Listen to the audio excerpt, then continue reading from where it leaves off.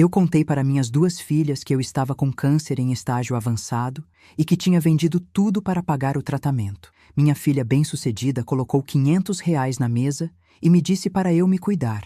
Minha filha mais nova, que ganhava cerca de R$ 15 por hora em uma lanchonete pequena, me deu sua única cama e trabalhou até a exaustão. Naquela noite, quando a vi encolhida no chão, liguei para o meu advogado. Uma semana depois, em um evento de caridade debaixo de lustres de cristal, a verdade iluminou as telas e R$ 375 milhões não apenas mudaram de mãos, mas mudaram a própria definição de família. Sou muito grata por você estar aqui comigo hoje. Antes de continuarmos, me diga de onde você está me ouvindo, de que cidade, de que país. Eu adoro ver até onde essas histórias chegam e saber quem está do outro lado da tela. E se esta história tocar em algo pessoal para você, não fique em silêncio. Compartilhe um pensamento nos comentários. Eu leio mais do que você imagina. Por favor, lembre-se, embora partes desta história sejam dramatizadas para fins de narrativa e reflexão, quaisquer semelhanças com pessoas ou lugares reais são pura coincidência. O que mais importa é a lição por trás dela. A mesa de jantar tinha lugar para 12 pessoas. Mas hoje, apenas uma cadeira estava ocupada. Sentei-me na cabeceira do meu casarão em Salvador. R$ 15 milhões em arquitetura colonial, tetos de mais de 5 metros de altura e uma vista para o mar, com um prato de bobó de camarão requentado esfriando. 58 anos, viúva há 6. 500 milhões em imóveis construídos do nada, apenas com suor e uma recusa teimosa em desistir. Mas hoje à noite, eu era apenas uma mãe esperando o telefone tocar. E ele tocou, às 7h43 da noite. Mãe, preciso falar com você. Não como você está, nem estou com saudades, direto ao ponto. Essa era Raquel, minha mais velha, 33 anos, cirurgiã plástica em São Paulo, com uma clínica que faturava mais de 10 milhões por ano. Claro, meu amor. O que está acontecendo? Estamos expandindo. Tem um imóvel numa rua de luxo nos Jardins, localização perfeita, bem ao lado de uma loja de grife famosa. Mas precisamos agir rápido. 2 milhões para minha entrada. Eu larguei meu garfo. 2 milhões. É um investimento e tanto, eu disse com cuidado. Eu sei, mas Marcos fez as contas. Vamos triplicar a receita em 2 anos. O espaço tem estrutura para salas de cirurgia. Poderíamos adicionar mais 2 cirurgiões à clínica. A voz dela era brilhante, confiante, já contando os milhões futuros. Você pode transferir até sexta? Estamos competindo com outros 2 interessados. Eu olhei para as fotos no aparador. Raquel com seu jaleco branco na formatura de uma universidade federal de ponta. Depois, outra, 2 anos depois, na conclusão de uma especialização caríssima. Eu tinha pago 2,5 milhões por aquela educação, cada centavo, todos os anos. Nunca pedi gratidão. Deixa eu pensar, eu disse. Mãe, eu realmente preciso de uma resposta. O tempo é crucial. Não, como você tem estado? Não, você está comendo direito? Não, você precisa de alguma coisa? Apenas, o tempo é crucial. Te ligo de volta amanhã, eu disse a ela. Ela suspirou, do tipo que dizia, você está sendo difícil, e desligou. O silêncio invadiu tudo novamente. Fui até o aparador e peguei a segunda foto. Ana, minha mais nova, 28 anos, sorrindo em seu uniforme da lanchonete do Gerson, com o cabelo preso em um rabo de cavalo. Aquele sorriso que podia iluminar uma sala, mesmo quando ela estava exausta. Eu paguei 100 mil pela faculdade particular dela. Não porque eu não tivesse mais, mas porque, na época em que Ana estava na idade da faculdade, uma crise econômica tinha chegado e eu estava me reerguendo. Ela tinha sido aceita na Le Cordon Bleu em Paris, bolsa integral, a escola dos seus sonhos. A carta chegou numa terça-feira de abril, 10 anos atrás. Ela chorou quando abriu. Depois, recusou. Mãe, não posso deixar você se endividar pelos meus sonhos, ela disse aos 18 anos, segurando aquela carta de aceitação como se fosse feita de vidro. A bolsa cobre a mensalidade, mas o aluguel em Paris, comida, livros... Eu vou ficar aqui, vou ficar bem. E ela ficou bem. Servia café e salgados na lanchonete do Gerson por cerca de R$ 15 a hora e economizava cada centavo, sonhando em um dia abrir seu próprio restaurante. um lugarzinho em Salvador. Nada chique, apenas boa comida, preços justos e uma mesa para quem precisasse. Ana ligava toda quinta-feira, só para conversar, perguntar sobre meu jardim, se as árvores estavam floridas, se eu estava comendo o suficiente. Raquel ligava quando precisava de algo. Coloquei a foto de volta no lugar e voltei para o meu jantar frio, mas não consegui comer. A voz do meu marido ecoou, da nossa última conversa de verdade, antes que a doença levasse tudo. Início de junho, 6 anos atrás, ele estava em cuidados paliativos em casa, no quarto de cima que dava para o jardim. Helena, ele disse, a mão dele fraca na minha. Você deu tudo a elas, mas nunca testou se elas aprenderam a dar de volta. Elas são boas meninas, eu protestei. Elas não foram testadas. Ele corrigiu gentilmente. E um dia, você vai precisar saber. Não por você, por elas. Eu não tinha entendido na época. Mas hoje à noite, olhando para aquela mesa vazia, para as fotos de 2 filhas que seguiram caminhos tão diferentes, uma pergunta ardia dentro de mim. Se eu perdesse tudo amanhã, qual delas ficaria ao meu lado?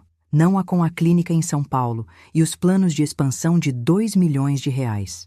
Não a que recebeu 2,5 milhões em educação e não conseguia arranjar tempo para perguntar como eu estava. A que ligava toda semana, a que sacrificou Paris porque não queria que eu me sacrificasse mais. Ou será que eu estaria errada? Meu marido tinha me avisado. Ele disse, você deu tudo a elas, mas nunca testou se elas aprenderam a dar de volta. Hoje à noite tomei uma decisão. Eu tinha um plano terrível e necessário. 3 dias depois, o telefone tocou exatamente às 7 da noite de quinta-feira, como um relógio. Mãe, como foi sua semana? Não era Raquel, era Ana. Afundei-me na cadeira da cozinha, um alívio me inundando como água morna. Oi, meu amor. Tudo quieto. Você comeu o suficiente? Você sempre esquece quando está trabalhando. A voz dela carregava aquela preocupação gentil que eu passei a desejar como oxigênio. E como está o jardim? A árvore nova pegou? Conversamos por 40 minutos sobre o pH do solo e se eu deveria adicionar mais adubo, sobre os beija-flores que voltaram para o bebedouro, sobre o vazamento no meu banheiro que eu sempre dizia que ia chamar um encanador. Mãe, você não pode simplesmente ignorar isso. Infiltração fica cara. Ela riu. Conheço um rapaz da lanchonete. Ele faz bicos. Quer que eu o mande aí? Eu posso pagar um encanador, querida. Eu sei. Mas por que pagar o triplo quando o cunhado do Gerson faz pelo preço de custo? Essa era Ana. Sempre pensando, sempre se importando. Raquel não ligou de volta. Nem sobre os 2 milhões. Nem para perguntar se eu estava viva. Depois que Ana desligou, prometendo ligar de novo na próxima quinta, fiquei sentada na escuridão crescente da minha cozinha, olhando para o telefone. 6 anos atrás, em uma quinta-feira muito parecida com esta, eu me sentei nesta mesma cadeira fazendo um tipo de ligação muito diferente. 17 ligações, para ser exata. João estava em cuidados paliativos no nosso quarto, lá em cima. A doença tinha se espalhado mais rápido do que qualquer um previu. O médico disse que tínhamos dias, talvez uma semana. Liguei para Raquel naquela manhã. Querida, você precisa vir para casa agora. Mãe, estou num congresso médico em São Paulo. Você sabe quantas conexões estou fazendo aqui? Isso pode mudar toda a minha carreira. Seu pai está nos deixando. Uma pausa. Vou tentar pegar um voo amanhã. O amanhã se tornou o dia seguinte, e depois o dia seguinte. Ela mandou uma mensagem em vez disso. Não posso sair ainda, mãe. Clientes importantes. Papai entende. Mas ele não entendia. Nenhum de nós entendia. João faleceu em uma manhã de terça-feira, no início de junho, comigo segurando uma mão e Ana segurando a outra. Nossa caçula tinha pedido licença não remunerada da lanchonete.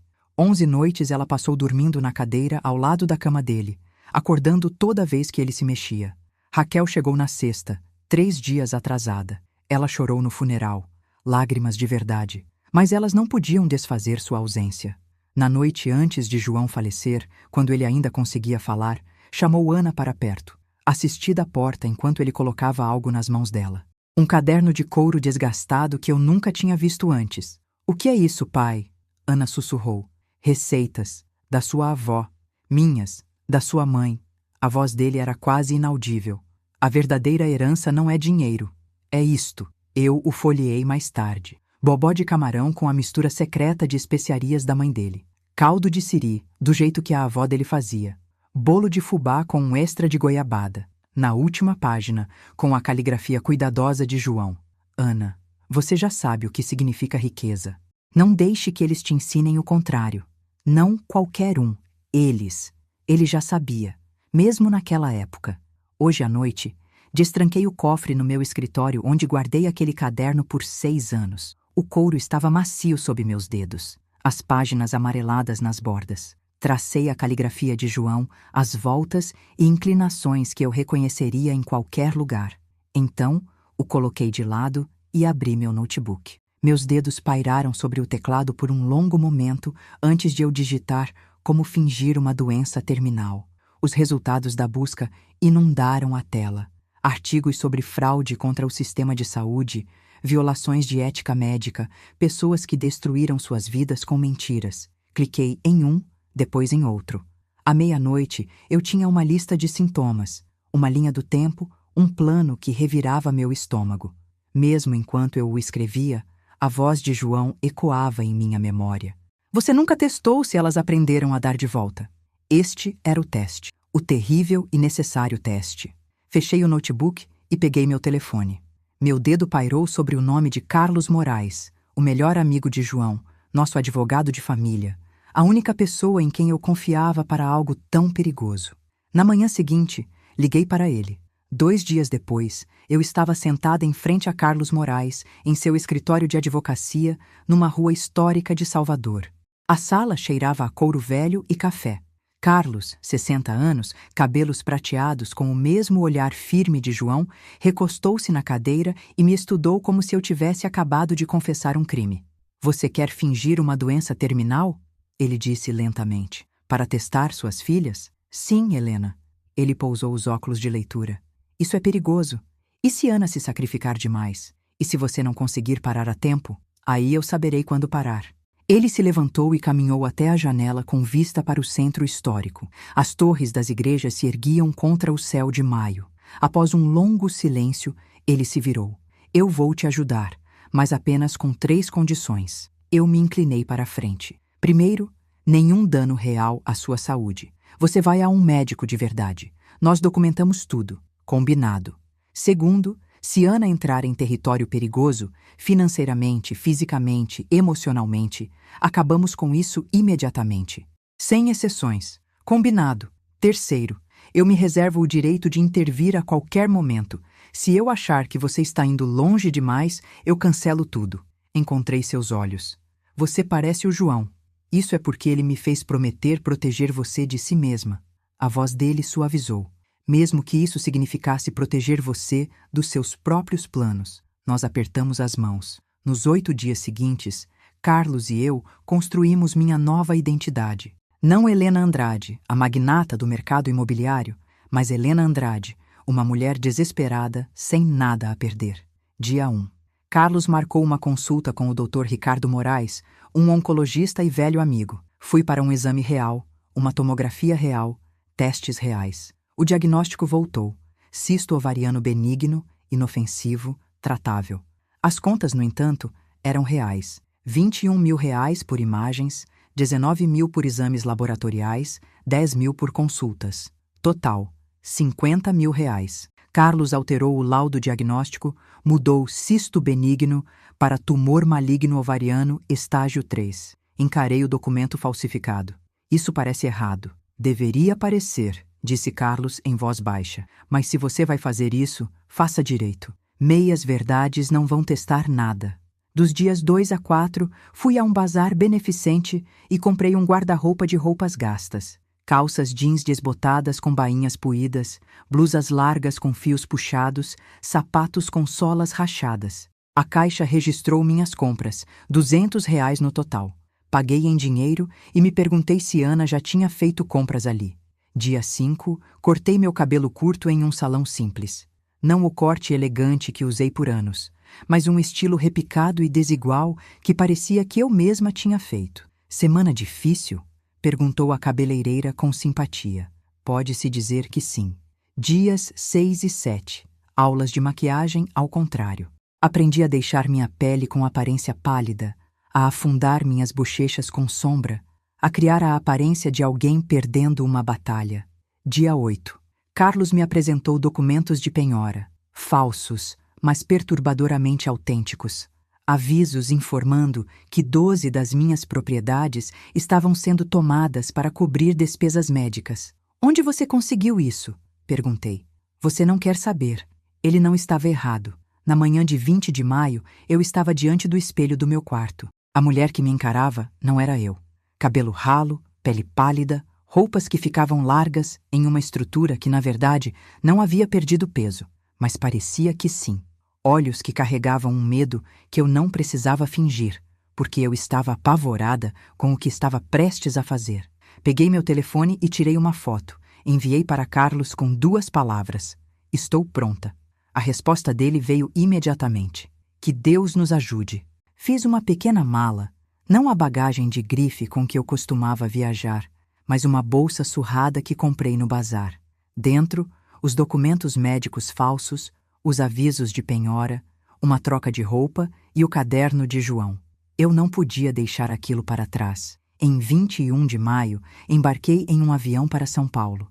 Eu ia ver minha filha, a cirurgiã plástica que passou a vida consertando rostos, tornando as pessoas bonitas por um preço. Vamos ver se ela conseguiria consertar isso. O ar abafado me atingiu no momento em que desci do avião em Guarulhos. O clima pesado de São Paulo, que fazia minhas roupas de bazar grudarem nas minhas costas. Ajustei minha bolsa de lona desgastada e fui para o transporte público. Nada de táxi. Peguei o ônibus, R$ 5, em direção aos Jardins. O ônibus estava meio vazio. Sentei-me ao lado de um homem que carregava tudo o que possuía em 2 sacolas plásticas. Visitando alguém? Ele perguntou. Minha filha. Seu rosto envelhecido suavizou. Que bom! Minha filha é advogada no Rio. Grande escritório. Ele olhou pela janela. Não tenho notícias dela há 6 anos. Meu peito apertou. Sinto muito. Não sinta. Pessoas de sucesso não têm tempo para isso. Ele gesticulou para si mesmo. Estendi a mão e apertei a dele. Seus dedos tremeram levemente. Sou Luiz, ele disse. Helena. Quando desci no meu ponto, ele acenou. Eu acenei de volta. Fiquei me perguntando se Raquel veria o futuro dela nos olhos dele, do jeito que eu vi o meu. A região dos Jardins era tudo o que eu imaginava. Calçadas limpas, árvores bem cuidadas, carros que valiam mais que casas. O consultório de Raquel ficava numa torre de vidro de 14 andares. A placa dizia: Doutora Raquel Andrade, cirurgia estética e reconstrutiva. Posicionei-me do outro lado da rua e observei através das janelas do chão ao teto. Sagu de mármore branco, lustres de cristal, 4 recepcionistas em ternos escuros bem cortados, clientes com bolsas e relógios de marca movendo-se como se fossem donos do mundo. Uma tabela de preços chamou minha atenção. Lifting facial, R$ 150 mil. Rinoplastia, R$ 70 mil. Preenchimento labial, R$ 10 mil. Toquei nas contas médicas falsas na minha bolsa, R$ 50 mil. Raquel cobrava mais por um preenchimento labial do que metade da minha crise fabricada. Às 5h30, ela apareceu. 33 anos, cabelo loiro caro, um vestido de grife que eu tinha visto em revistas, valendo uma fortuna. Saltos de sola vermelha batendo no mármore. Ela sorriu para uma cliente. Um sorriso profissional, mas seus olhos eram frios. Observei-a deslizar por aquele espaço como a realeza, tocando ombros, rindo, prometendo transformações. Quando foi que minha garotinha, aquela que fazia bolinhos de barro no nosso jardim em Salvador, se tornou isso? Às 7 da noite, as recepcionistas já tinham ido embora. Os clientes foram se esvaindo. Apenas o 14º andar permanecia iluminado. Raquel saiu sozinha. Ela tirou um cigarro, um hábito que eu não sabia que ela tinha, e o acendeu com um isqueiro dourado encostada no prédio. Saí das sombras. Ela não me notou no início, muito concentrada em seu telefone. Então, me movi para a luz da entrada. Ela olhou para cima por 3 segundos. Nada. Seus olhos passaram por mim como se eu fosse invisível. Então, eles voltaram bruscamente. Sua boca se abriu. O cigarro caiu. Mãe. Incredulidade. Horror. Talvez vergonha. Fiquei ali, a imagem exata da minha mentira. Roupas de bazar, cabelo repicado, bochechas encovadas. Oi, meu amor. Ela olhou para o meu rosto, minhas roupas, a bolsa de lona. O que você está fazendo aqui? Dei um passo à frente. Preciso falar com você. Ela olhou para trás, para o prédio, seu mundo impecável, depois para mim. Mãe, você parece doente. Eu estou, completei. O rosto dela ficou pálido. Por um momento, apenas um flash. Eu vi algo real. Medo, preocupação. Depois, desapareceu por trás daquela máscara profissional. Entre, ela disse baixinho, olhando ao redor como se estivesse verificando se alguém nos via. Aqui fora não. Ela segurou a porta de vidro aberta. Entrei no mundo dela de mármore, cristal e promessas de 150 mil reais. Era isso. O primeiro teste. A sala de espera cheirava a lavanda e dinheiro.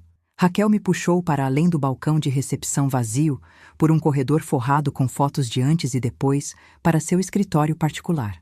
Não porque ela estava preocupada comigo, mas porque estava preocupada que alguém pudesse me ver. Ela fechou a porta. O escritório era todo de vidro e cromo. Uma cadeira de couro atrás de sua mesa, que valia uma fortuna, diplomas na parede, da Universidade Federal, da especialização, prêmios que eu nunca a ouvi mencionar.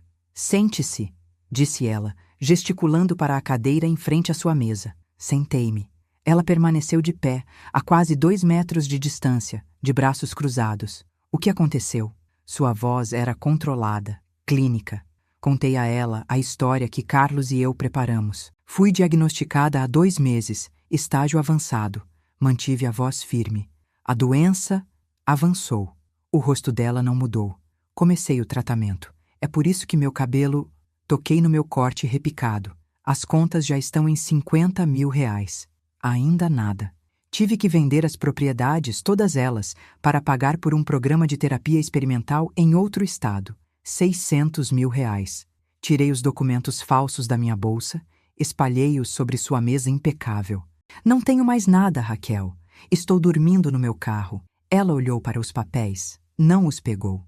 Por que você não me contou antes? Não. Você está bem? Nem. Como posso ajudar? Por que você não me contou?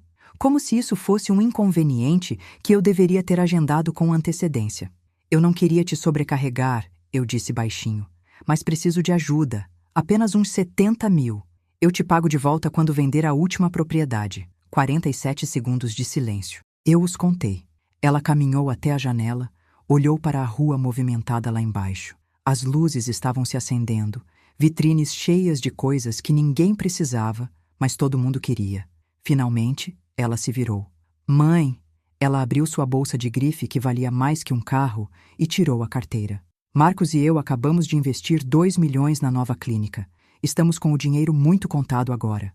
Ela tirou 2 notas de 200 e uma de 100 reais. 500 reais. Isso deve cobrir a comida por alguns dias. Encarei aquele dinheiro. Eu paguei 2 milhões e meio pela educação dela. A universidade, a especialização, cada livro, cada aluguel, cada refeição. 2 milhões e meio. E ela estava me dando 500 reais. Existem abrigos no centro da cidade, ela continuou, colocando as notas na mesa quando eu não as peguei. Posso te dar uma lista. Alguns deles são até bem limpos. Olhei para ela, para minha filha, para a estranha no vestido de grife. Um abrigo... Só temporariamente, até você se reerguer. Ela olhou para o relógio de marca. Mãe, eu tenho uma reserva para jantar às 8h30. Marcos está esperando. Ela se levantou, ajeitando o vestido, contornou a mesa e beijou minha bochecha. O mesmo beijo profissional que ela provavelmente dava aos clientes. Cuide-se. Ela parou na porta. E talvez considere interromper o tratamento se for muito caro. Qualidade de vida, sabe? Às vezes, prolongar as coisas só piora. Ela disse isso como se estivesse sugerindo que eu pulasse a sobremesa. Interromper o tratamento. Deixar-se morrer para não incomodar ninguém com contas médicas. Peguei as notas, dobrei-as com cuidado, coloquei no meu bolso. Obrigada, meu amor. Ela sorriu, aliviada, provavelmente por eu não ir fazer uma cena. Claro, me mantenha informada sobre como você está, ok? Ela segurou a porta do escritório aberta. Saí. Passei pelas fotos de antes e depois, pelo balcão de recepção vazio, pelas portas de vidro para a noite paulistana. O ar ainda estava pesado. A rua estava cheia de pessoas indo para jantares caros, carregando sacolas de compras, rindo. Fiquei ali por um momento, tocando os R$ 500 no meu bolso. Então, caminhei em direção à rodoviária do Tietê. Meu teste tinha apenas começado. O ônibus saiu de São Paulo às 2h30 da tarde de uma quarta-feira. R$ 250 por uma passagem. Metade do que Raquel me deu, mais as poucas notas que eu havia guardado antes de tudo isso começar. 36 horas de viagem até a Bahia. 36 horas para pensar no que eu tinha feito, no que eu estava fazendo. Nas primeiras 12 horas, sentei-me ao lado de uma mulher chamada Maria, 50 e poucos anos, com mãos que mostravam décadas de trabalho duro. Ela estava indo para o interior para ver a mãe. Eu faço faxina em São Paulo, ela me disse enquanto a paisagem passava. Tenho economizado R$ 200 por mês há 10 anos. Finalmente tive o suficiente para esta viagem. 200 por mês, 10 anos, R$ 24.000 para ver a mãe dela. É muito tempo para economizar, eu disse baixinho. Algumas coisas valem a pena esperar. Ela sorriu. Você está visitando alguém? Minha filha. Que bom. Tenho certeza de que ela ficará feliz em te ver. Pensei no relógio de marca de Raquel. Na sugestão dela de que eu interrompesse o tratamento. Ana faria isso, pensei. Ana economizaria R$ 200 por mês por 10 anos se fosse o que precisasse. Nas 24 horas seguintes, eu não conseguia dormir. O ônibus balançava. Outros passageiros cochilavam contra as janelas, mas fiquei acordada, observando a estrada se estender infinitamente em todas as direções, como a distância entre mim e Raquel. Abri meu celular e digitei uma nota. Teste número 1 falhou. Filha que tem tudo, deu R$ 500. Será que a filha que não tem nada dará mais? Fiquei olhando para aquelas palavras até meus olhos arderem. Paramos numa cidade pequena de madrugada. A rodoviária estava com uma luz fluorescente forte e vazia, exceto por alguns outros passageiros e uma jovem atrás do balcão da lanchonete. Ela parecia ter uns 19 anos. Comprei um café, R$ 8, a coisa mais cara que comprei desde que comecei a fingir estar sem dinheiro. Ela me entregou o copo, depois parou, estudando meu rosto. A senhora está bem? Eu devia parecer tão exausta quanto me sentia. Só uma longa viagem. Ela olhou ao redor, depois se abaixou sob o balcão e pegou um pão, colocando-o ao lado do meu café. Por conta da casa, ela sussurrou. Você parece precisar. Encarei aquele pão. Essa garota, provavelmente ganhando salário mínimo às 4 da manhã, me dando comida de graça porque eu parecia precisar de gentileza. Obrigada, consegui dizer. De volta ao ônibus, comi aquele pão no banheiro e chorei. O ônibus chegou em Salvador às 9h30 da noite de quinta-feira. Saí para o ar quente e úmido que me envolveu como um cobertor. Casa. Minha cidade. Não chamei um táxi. Não podia. Eu deveria ser alguém que não tinha nada. Então, caminhei por quase 4 quilômetros pelo centro histórico à noite, passando pelas ruas de paralelepípedo que fotografei 1000 vezes. Passei pelas igrejas, onde a história se estendia escura e infinita. Meus pés doíam em meus sapatos gastos. Minha bolsa de lona cortava meu ombro. Mas eu precisava disso. Precisava que Ana me visse assim, desesperada, exausta, sem nada. As ruas estavam quase vazias. Alguns casais saindo de restaurantes, alguém passeando com um cachorro. Eles passaram por mim sem olhar. Perguntei-me se era assim que se sentia ao ser invisível. Quando cheguei à rua da lanchonete, minhas pernas tremiam, mas continuei andando em direção ao estabelecimento, em direção a Ana, em direção ao verdadeiro teste. Às 11h47 da noite, eu estava do lado de fora da lanchonete do Gerson. Pela janela, eu podia vê-la, minha filha mais nova, 28 anos, cabelo preso em um rabo de cavalo prático, uniforme branco com um crachá, carregando 3 pratos equilibrados em seus braços, sorrindo para os clientes como se fossem amigos, não estranhos pagando por salgados. Ela parecia cansada, mas feliz. Observei-a por mais um momento. Minha filha, que recusou Paris para ficar aqui, que ligava toda quinta-feira, que dava café de graça e guardanapos extras e provavelmente ouvia os problemas de todos os clientes. Então, caminhei em direção à porta. O sino da porta tocou quando a abri. Ana estava servindo café na mesa 7. Ela se virou e aqueles olhos azuis, os olhos de João, se arregalaram. Mãe, A jarra de café escorregou de suas mãos e se estilhaçou no chão. Ela não se importou. Correu e me abraçou tão forte que eu não conseguia respirar. Não, por que você não ligou?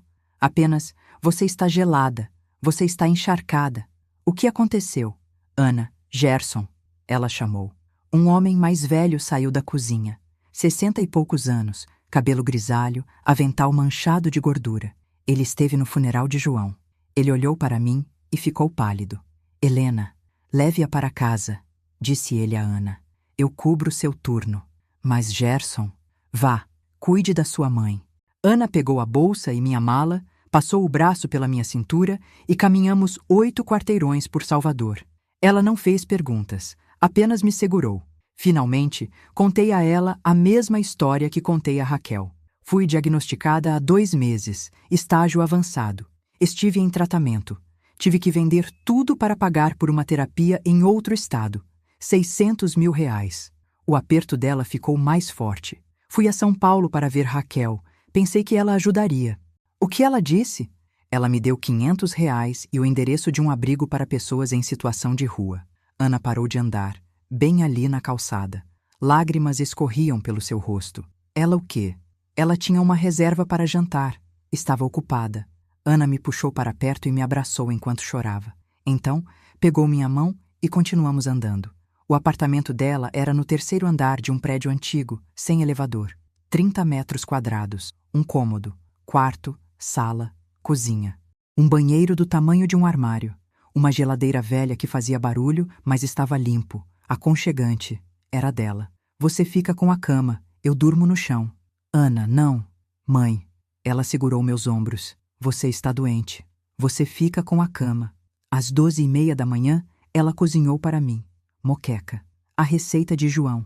Observei-a se mover naquela cozinha minúscula, o jeito que ela adicionava os temperos, o azeite de dendê, o toque de pimenta que deixava perfeito.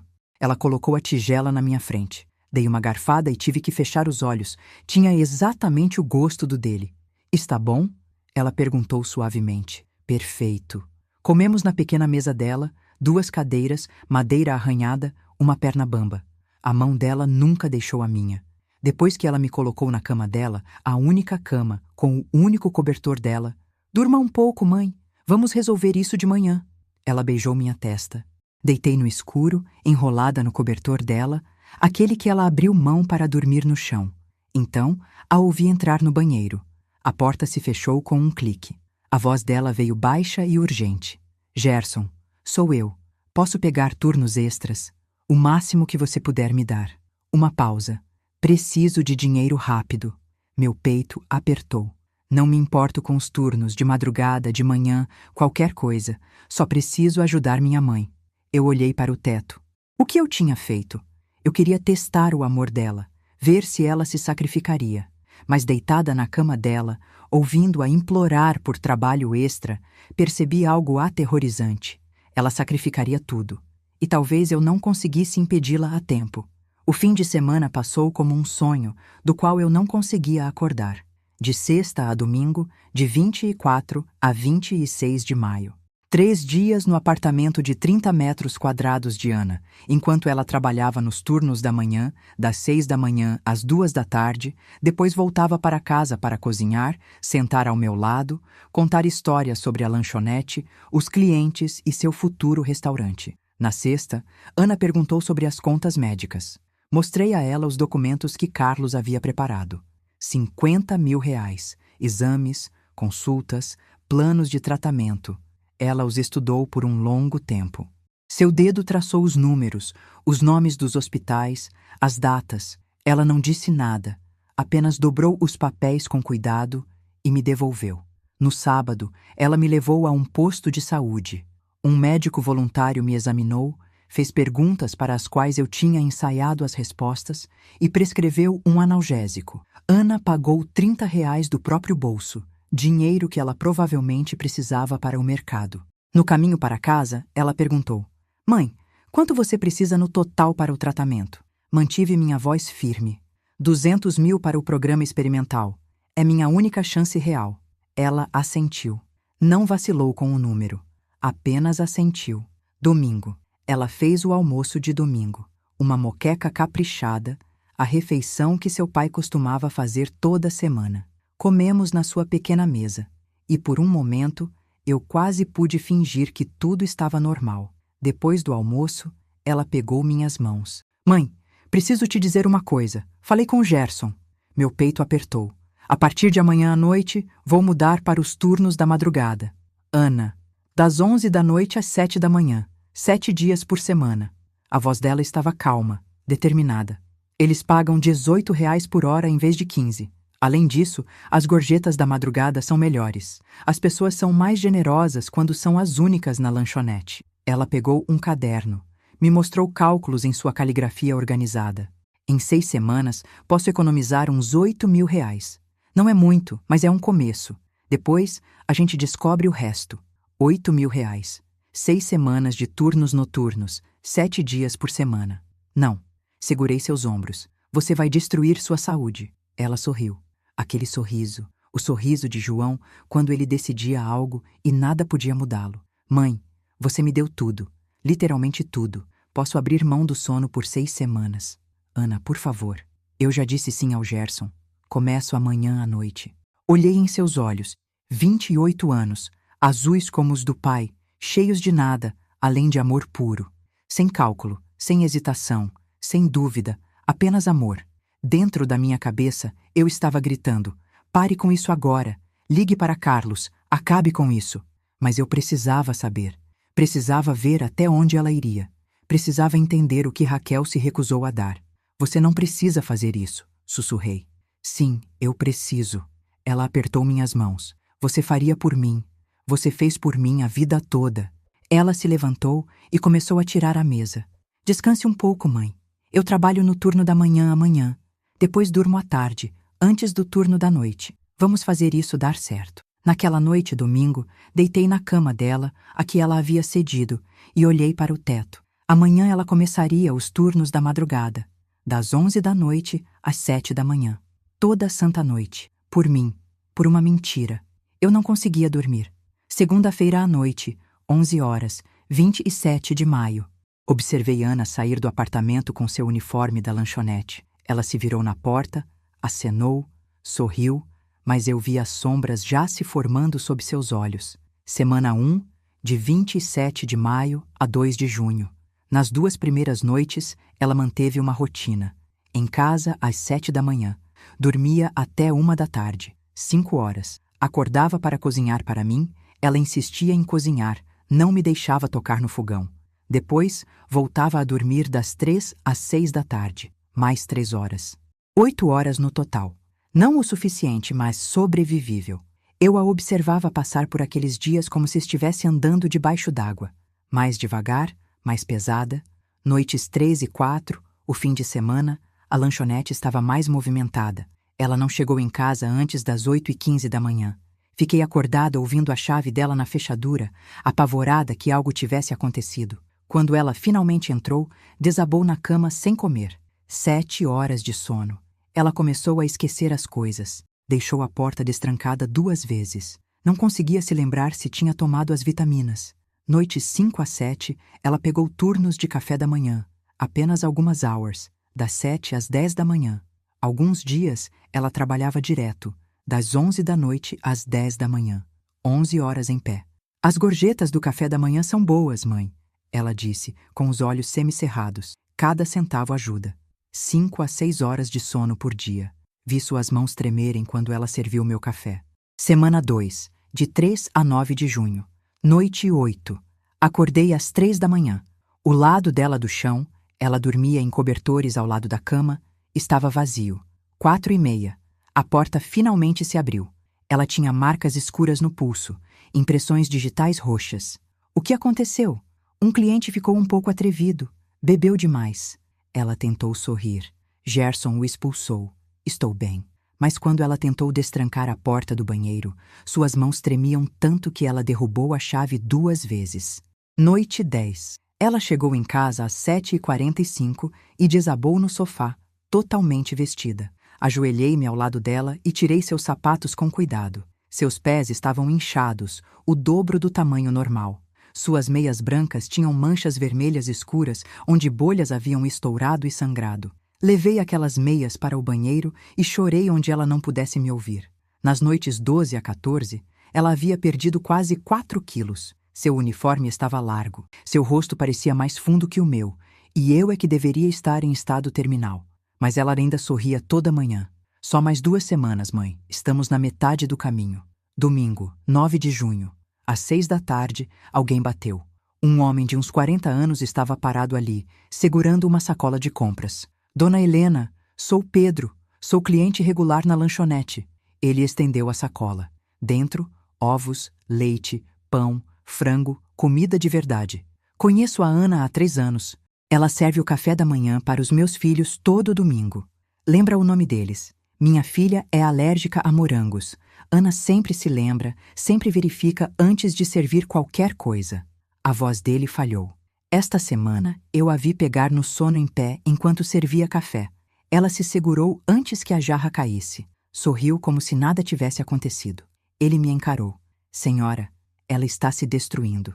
Não sei qual é a sua situação, mas por favor, seja o que for, faça-a parar. Peguei as compras, agradeci. Depois que ele saiu, sentei no chão segurando aquela sacola e chorei por 40 minutos. Um estranho nos trouxe comida porque ele conseguia ver o que eu estava fazendo com minha filha. Naquela noite, Ana chegou em casa às 8 da manhã. Quanto você economizou? Perguntei. Ela sorriu, exausta, orgulhosa. R$ 4.200, no caminho certo, R$ 4.200. 14 noites de turnos da madrugada, hematomas, pé sangrando, 4 quilos a menos. E ela achava que estávamos no caminho certo. Estou tão orgulhosa de você, meu amor. E eu estava, e também a estava destruindo. Naquela noite, segunda-feira, 10 de junho, deitei na cama dela olhando para o teto. Algo parecia errado. Profundamente errado. Às 2h47 da manhã, tomei uma decisão. Eu tinha que ver com meus próprios olhos. Acordei às 3 da manhã de quarta-feira, 12 de junho. Ana estava no trabalho há 4 horas. Vesti minha jaqueta e caminhei os 8 quarteirões até a lanchonete do Gerson. As ruas estavam vazias, silenciosas, exceto pelos meus passos e o zumbido distante do tráfego noturno. O ar estava pesado de umidade, do tipo que gruda na pele. Às 3h24, eu estava do lado de fora da janela dos fundos, aquela que dava para os contêineres de lixo e a área de descanso dos funcionários. Lá dentro, eu podia vê-la. Ana estava limpando as mesas, movendo-se como um robô, mecânica, lenta. 2 homens sentavam no canto, uns 40 e poucos anos, talvez, barulhentos. Um deles bateu o copo na mesa. Ei, Gracinha, outra rodada. Ana levou 2 cervejas. O de camisa vermelha agarrou seu pulso quando ela pousou as garrafas, puxando-a para perto dele. Vamos lá, nos dê um sorriso. Ela tentou se afastar. Ele segurou com mais força. O amigo dele riu. Gerson estava na cozinha. Não podia ver. Pressionei minha mão contra a janela, pronta para entrar. Ana se soltou com um puxão. Deu um passo para trás, disse algo que não conseguia ouvir. O homem a soltou. Ainda rindo, ela se afastou, esfregando o pulso. Às 3h47, a porta dos fundos se abriu. Ana saiu carregando um saco de lixo. Ela me viu. Seus olhos se arregalaram. Mãe, o que você está fazendo aqui? Não consegui dormir. Queria te ver. Ela largou o saco e veio até mim, olhando para trás, para a lanchonete. Mãe, você não deveria estar andando por aí sozinha a esta hora. Sob a fraca luz de segurança, eu vi tudo. Hematomas frescos no braço dela, marcas de dedos roxas onde aquele homem a agarrou, um pequeno corte no dedo de uma faca que escorregou enquanto cortava limões, provavelmente. Olhos vermelhos e inchados. Ela não dormia há 48 horas seguidas. Estava tremendo, não de frio, de exaustão. Eu a puxei para os meus braços, ali mesmo, entre os contêineres de lixo, às 3h52 da manhã. Mãe, estou bem. Sério, só mais algumas semanas. Já economizei mais de 4.000.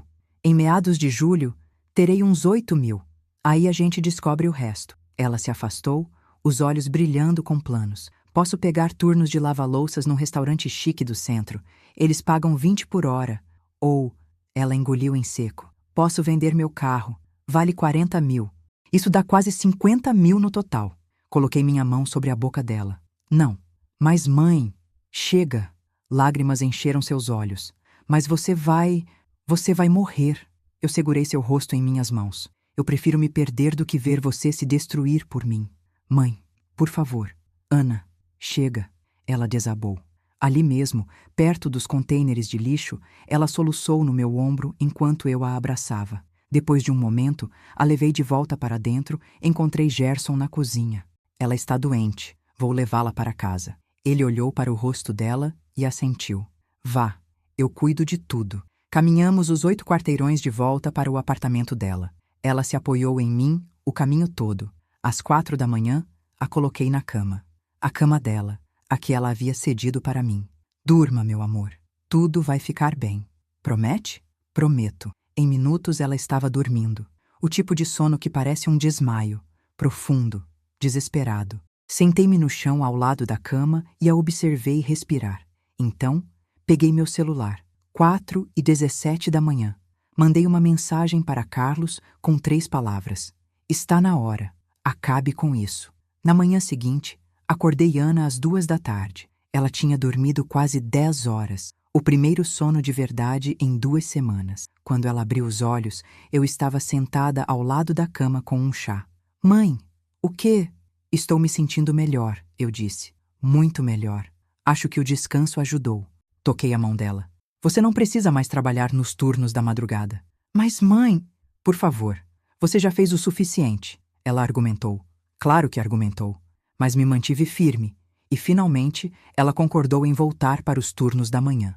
Ainda vou economizar dinheiro, ela insistiu. Vamos dar um jeito. Eu assenti. Deixei que ela acreditasse naquilo, porque em 3 dias tudo mudaria, de 12 a 14 de junho. Preparação. Mandei uma mensagem para Carlos. Gala beneficente da cidade, 15 de junho. Torne público. A resposta dele veio rápido. Você tem certeza? Isso vai destruir a carreira da Raquel.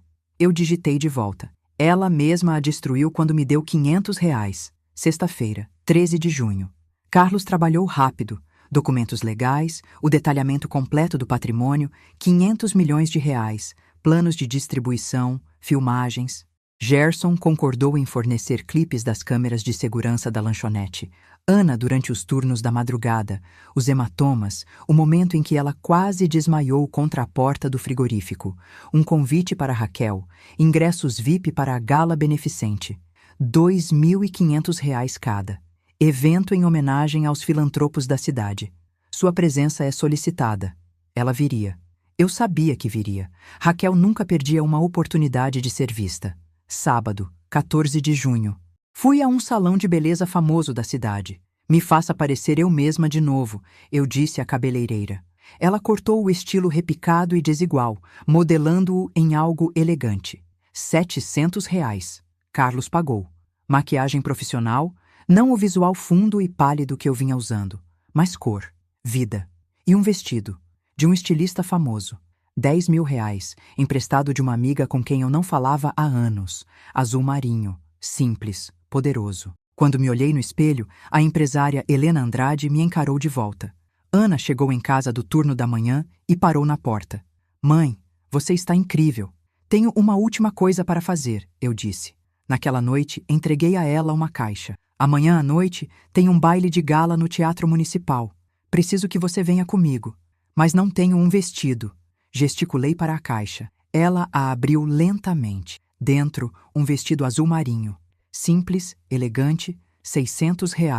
Carlos havia escolhido. Os olhos de Ana se encheram de lágrimas. Mãe, isso é demais. Você merece. Ela segurou o vestido contra si mesma, olhando no pequeno espelho perto da porta. Por que vamos a um baile de gala? Você vai ver. Naquela noite, sentei-me à pequena mesa de Ana com meu notebook e escrevi. 4 partes, 4 verdades. Parte 1. Eu fingi uma doença terminal. Parte 2. Eu testei minhas filhas. Parte 3. A verdade sobre a morte de João. Como Raquel perdeu seus últimos dias. Como Ana ficou. Parte 4. O testamento, o patrimônio, as consequências.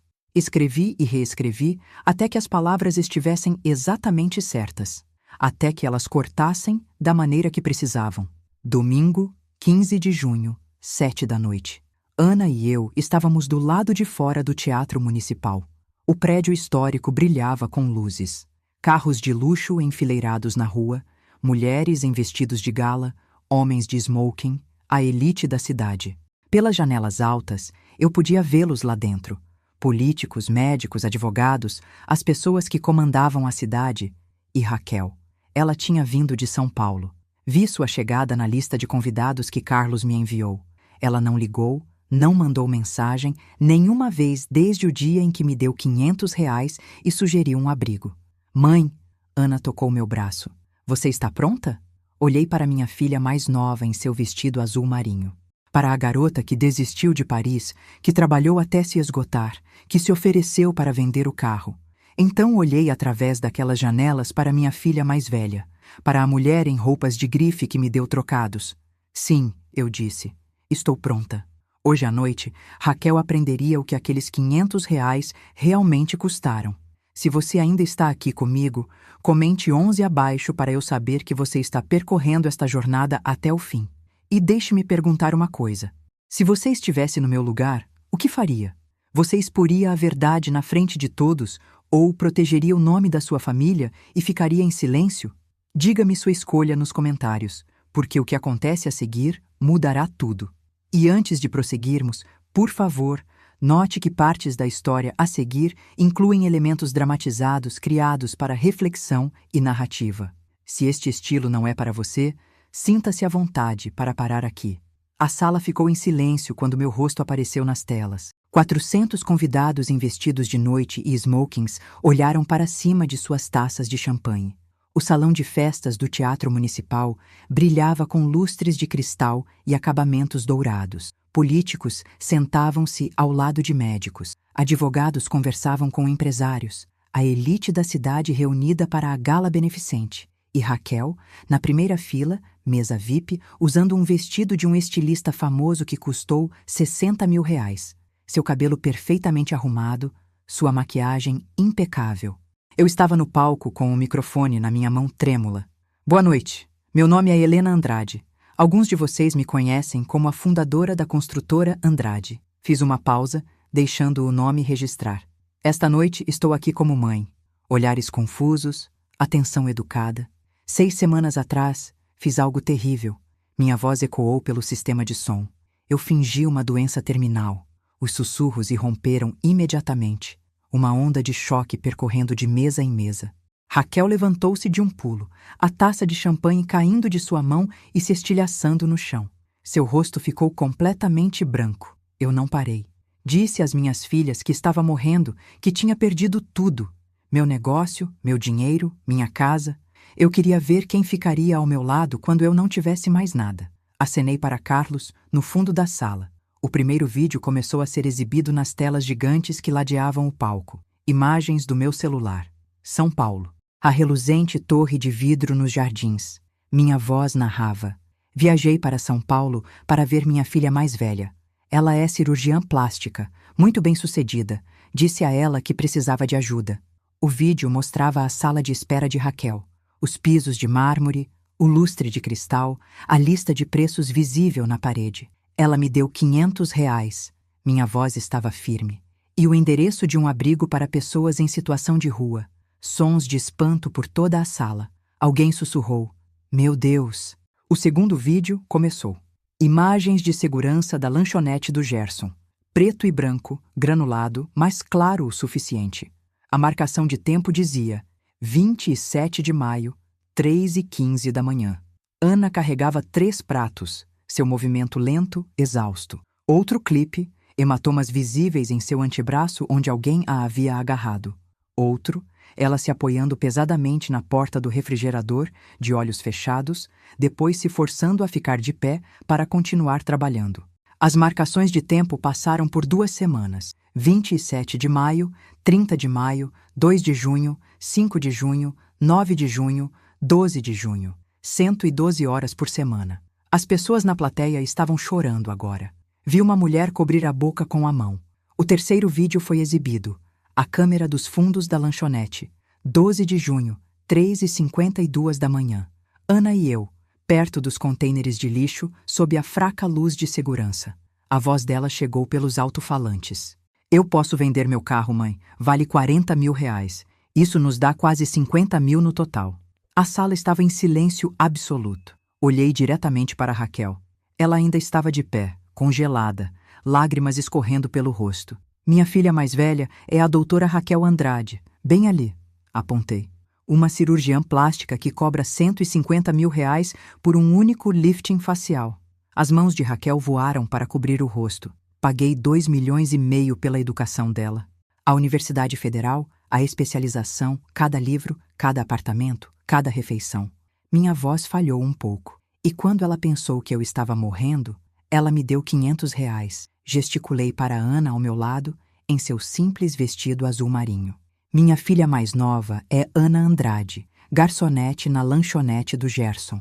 Ela ganha cerca de 15 reais por hora. Ana apertou minha mão. Paguei 100 mil pela faculdade dela, tudo o que eu podia durante a crise. E ela me deu 112 horas de trabalho por semana, sua saúde, seu sono, e se ofereceu para vender seu carro, a única coisa de valor que ela possuía. Raquel tentou se mover em direção à saída. Marcos agarrou o pulso dela e a puxou de volta. Sente-se, ele sibilou. Ela desabou na cadeira, os ombros tremendo. Deixei o silêncio se estender. Esta noite, estou aqui para anunciar minhas decisões sobre meu patrimônio. Como distribuirei 500 milhões de reais. Murmúrios pela multidão. Mas há mais uma verdade a ser contada primeiro. Fiz uma pausa. Sobre um homem que viu isso chegando há 6 anos. A sala permaneceu em silêncio enquanto eu recomeçava. A mão de Ana apertou a minha com tanta força que senti seu pulso acelerar. 6 anos atrás, meu marido, João Andrade, faleceu. A mesma doença que fingi para testá-los esta noite. Deixei aquilo assentar. Durante suas últimas semanas, no início de junho, liguei para minha filha mais velha 17 vezes. 17. Ela estava em São Paulo em um congresso médico, construindo sua rede, fazendo contatos. Minha garganta apertou, mas eu continuei. Ela mandou uma mensagem. Não posso sair, mãe. Clientes importantes. Raquel chegou em casa 3 dias depois que o pai dela faleceu. Ela perdeu suas últimas palavras, seu último suspiro. Tudo. Um novo vídeo apareceu nas telas. Imagens do meu celular, trêmulas, íntimas. João, em nossa cama, em casa, em 2 de junho, 6 anos antes. Equipamento de cuidados paliativos o cercando. O vídeo me mostrava segurando sua mão, meu rosto molhado de lágrimas. Ela não vem. A voz de João mal era audível pelos alto-falantes. Ela fez a escolha dela, Helena. As pessoas te mostram quem elas são. Acredite nelas. A câmera se moveu um pouco.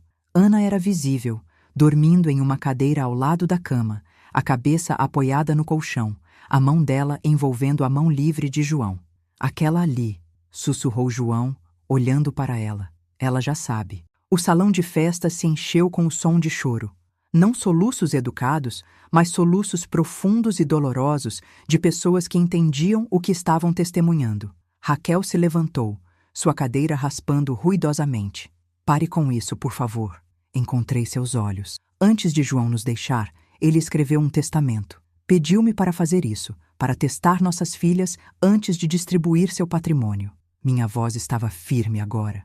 Ele disse, dê a elas uma chance de provar que se lembram do que eu lhes ensinei. Virei-me para Carlos. Esta noite, honro seu último desejo. Carlos subiu ao palco com uma pasta de couro. As telas atrás de nós exibiam os números enquanto ele lia. O patrimônio de João e Helena Andrade totaliza 500 milhões de reais. Distribuição.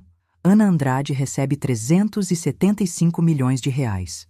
Propriedade total da construtora Andrade. A residência da família em Salvador, avaliada em 15 milhões. Financiamento inicial para o restaurante Cantinho do João.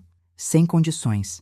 Ana ofegou ao meu lado. Suas pernas fraquejaram um pouco. Eu a amparei. Raquel Andrade recebe 75 milhões de reais, condicionados a 3 condições a serem concluídas em 2 anos. 200 horas de serviço comunitário em uma ONG de saúde. 1 ano de terapia familiar.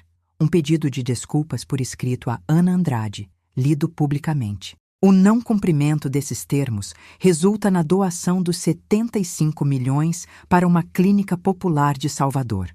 O rosto de Raquel estava enterrado em suas mãos agora. Seus ombros tremiam violentamente. 50 milhões restantes serão distribuídos para organizações de caridade, incluindo um fundo para os funcionários da lanchonete do Gerson e serviços de cuidados paliativos. Carlos fechou a pasta. Os números brilhavam nas telas atrás de nós. 375 milhões para a filha que deu tudo. 75 milhões para a filha que deu R$ 500. O silêncio era ensurdecedor. Então, Ana soltou minha mão.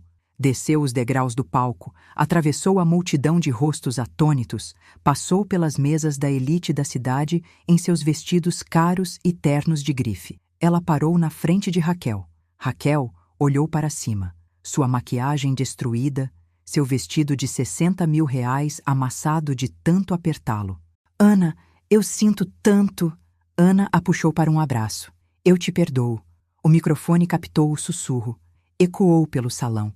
Raquel desabou contra sua irmã mais nova, soluçando. Eu não mereço nada disso. Ana a abraçou mais forte. É por isso que se chama graça. 3 meses depois, eu estava na nova cozinha de Ana. Não no estúdio de 30 metros quadrados onde ela cedeu sua cama e trabalhou até a exaustão. Uma casa de 2 andares em um bairro nobre de Salvador, comprada com sua herança, com bancadas de mármore, um fogão de 6 bocas e janelas com vista para um pequeno jardim onde os hibiscos floresciam. Setembro. O ar trazia o cheiro de sal do mar, misturado com o aroma de um caldo fervendo. Ana mexia uma panela de moqueca, ajustando a receita de João com a confiança de quem finalmente encontrou sua vocação. Ao lado dela, estava o caderno de couro, com páginas marcadas com adições em sua própria caligrafia. Os 3 meses desde o baile de gala haviam transformado tudo. Em julho, Ana entrou na lanchonete do Gerson pela última vez como funcionária. Gerson a abraçou tão forte que ela não conseguia respirar, lágrimas escorrendo por seu rosto envelhecido. Você merece isso, menina. Seu pai estaria tão orgulhoso. O fundo para os funcionários mudou a vida de Gerson também. Ele reformou a lanchonete, estendeu o horário para 24 horas por dia, 7 dias por semana e aumentou o salário de cada funcionário em R$ 3 por hora. Na semana passada, ele me disse que estava contratando 4 novos garçons. Em agosto, Ana se matriculou em um curso de gastronomia em Salvador. Ela testou 47 receitas do caderno de João, ajustando temperos e técnicas até que cada prato contasse uma história. Setembro trouxe o Cantinho do João. 75 lugares no Pelourinho, paredes de pedra forradas com páginas emolduradas do caderno de João, comida caseira baiana com preços de R$ 20 a R$ 50. A noite de abertura atraiu uma espera de 3 horas e vendeu todos os pratos. Eu observei Ana se mover por aquele salão como se tivesse nascido para aquilo. A transformação de Raquel foi mais difícil, mais dolorosa. O vídeo do evento alcançou mais de 8 milhões de visualizações em uma semana. As manchetes gritavam: cirurgiã famosa deu R$ 500 à mãe desesperada. Sua clínica nos Jardins, em São Paulo, teve uma hemorragia de clientes. 70% se foram em 10 dias. O Conselho de Medicina abriu uma investigação ética. Eles não encontraram motivos para revogar a licença. Ela não havia violado protocolos médicos, mas sua reputação estava em cinzas. No final de julho, ela fechou a clínica. Marcos empacotou o apartamento dele sem reclamar. Vamos reconstruir, ele disse simplesmente. Juntos. Em vez de abrir uma nova clínica, Raquel começou sua jornada de redenção de forma mais humilde. Mudou-se para Salvador e passou a atuar como médica voluntária em uma ONG que oferecia cirurgias reconstrutivas para vítimas de queimaduras e acidentes. Pessoas que precisavam de cura mais do que de beleza. Ela reservou 40% de seu tempo para trabalho gratuito. Todo sábado passava 8 horas em uma clínica popular, suturando cortes, removendo pintas suspeitas, segurando as mãos de pacientes que não podiam pagar pelo tratamento. Ela já havia completado 80 horas das 200 exigidas. Esta noite era 15 de setembro, nosso primeiro jantar de família de verdade desde que tudo mudou. A mesa de jantar de Ana tinha 8 lugares, embora apenas 4 cadeiras estivessem ocupadas. Nogueira feita à mão, ainda cheirando levemente a verniz. Eu em uma ponta, Ana e Raquel em lados opostos, Marcos ao lado de Raquel. A refeição era puro João. Bobó de camarão com sua mistura secreta de especiarias, caldo de siri, rico e cremoso, torta de banana com doce de leite esfriando no parapeito da janela.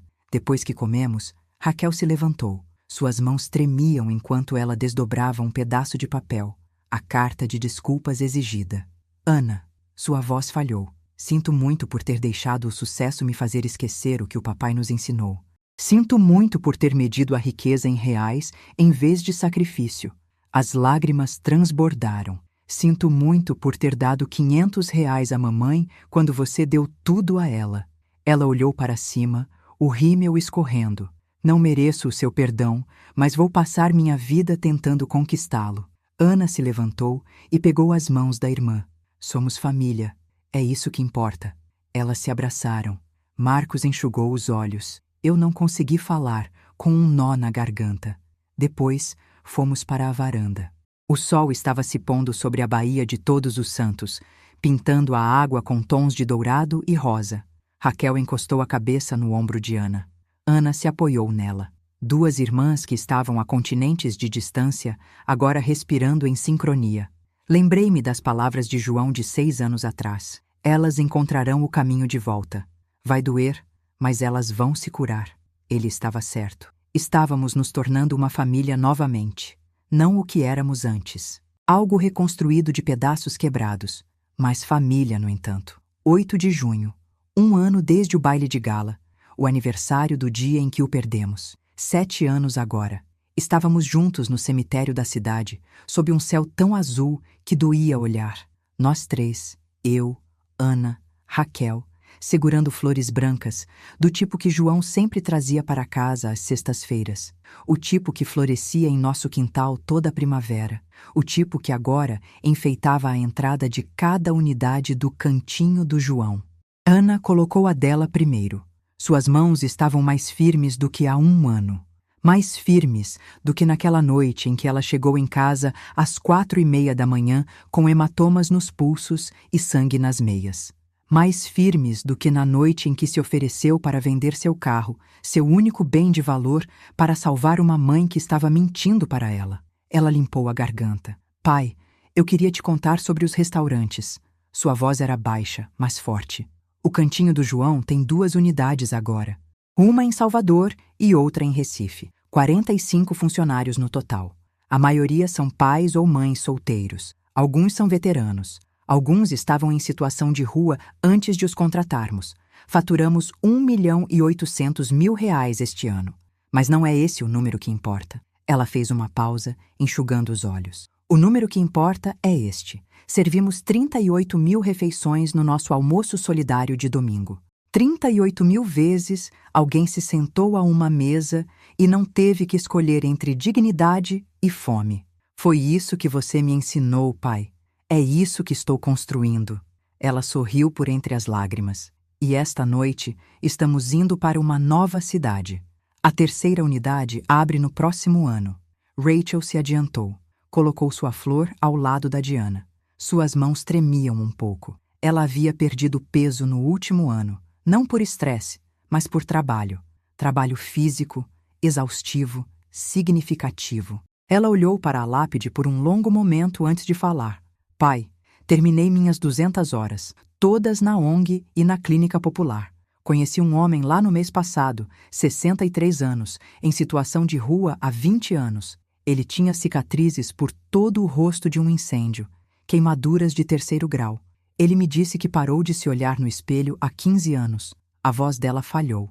Fiz 8 horas de cirurgia reconstrutiva de graça. Quando tirei as bandagens, ele chorou. Ele disse, pareço eu mesmo de novo. E eu finalmente entendi o que você queria dizer quando disse que a cura não é apenas sobre medicina. É sobre ver as pessoas. Eu coloquei minhas flores por último. Pétalas brancas contra a pedra cinza. Eu não tinha um discurso preparado. Eu só tinha a verdade. João, você estava certo sobre tudo. Elas se quebraram. Elas se curaram e encontraram o caminho de volta uma para a outra. Ana abriu o caderno, aquele que João lhe dera 6 anos atrás no hospital. Aquele com receitas de moqueca, caldo de siri, torta de banana. Aquele que terminava com uma carta que ele havia escrito para mim, datada de 2 dias antes de falecer. Ela leu a última página em voz alta. Helena, se você está lendo isto, significa que as meninas voltaram uma para a outra. Você as testou. Eu sabia que faria, mas aqui está o teste que importa. Você aprendeu o que eu aprendi? Riqueza não é o que você ganha. É o que você dá quando dar te custa tudo. Não são os 500 milhões. É a garota que dorme no chão para que sua mãe possa ter a cama. Essa é a herança que dura. Voltamos para o carro juntas. O braço de Ana em volta de Raquel. A cabeça de Raquel no ombro de Ana. Eu, atrás delas, observando 2 filhas que eram estranhas aprenderem a ser irmãs novamente. Naquela noite, dirigiríamos para a próxima cidade para procurar a 3ª localização. Amanhã, começaríamos a construir algo novo. E a cada dia depois disso, provaríamos que João estava certo mais uma vez. Naquele outono, o cantinho do João abriu sua 3ª unidade. 200 convidados lotaram a rua para a grande inauguração. Imprensa local, críticos de comida, políticos e nós, a família que construiu isso a partir do amor e de pedaços quebrados. 1 ano desde o baile de gala, 3 restaurantes agora. 62 funcionários em 3 locais. 40% eram pais ou mães solteiros, veteranos, pessoas se reconstruindo após a situação de rua. Ana havia insistido nisso.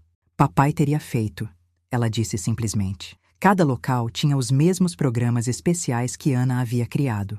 O almoço solidário de domingo. Se você não pudesse pagar por uma refeição, trabalhava 2 horas lavando pratos ou limpando mesas. 10% de todos os lucros iam diretamente para os funcionários como bônus. 50 mil reais por ano financiavam bolsas de estudo de culinária para qualquer funcionário que quisesse aprender. A receita atingiu 2.300.000 reais no primeiro ano.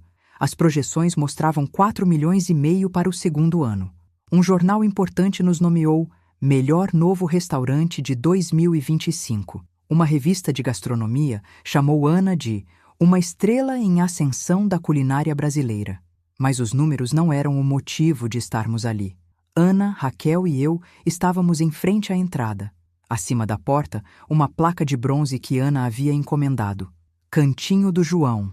Fundado em memória de João Andrade, de 1967 a 2019, onde o amor é o primeiro ingrediente e todos têm um lugar.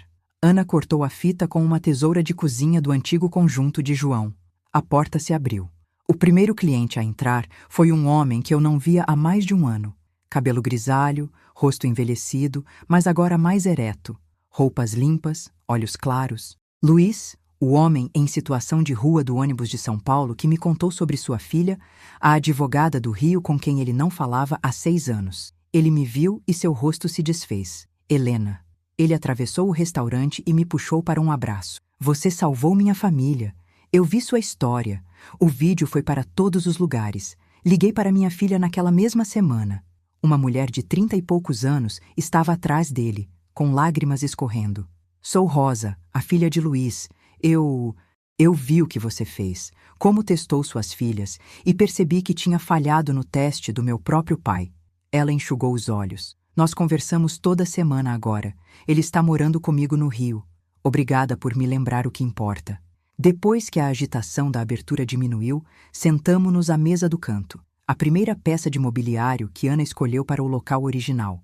Uma mesa redonda de nogueira com 8 cadeiras. Espaço para a família. Espaço para estranhos que poderiam se tornar família. O cardápio estava diante de nós. A moqueca do perdão, o acarajé da redenção.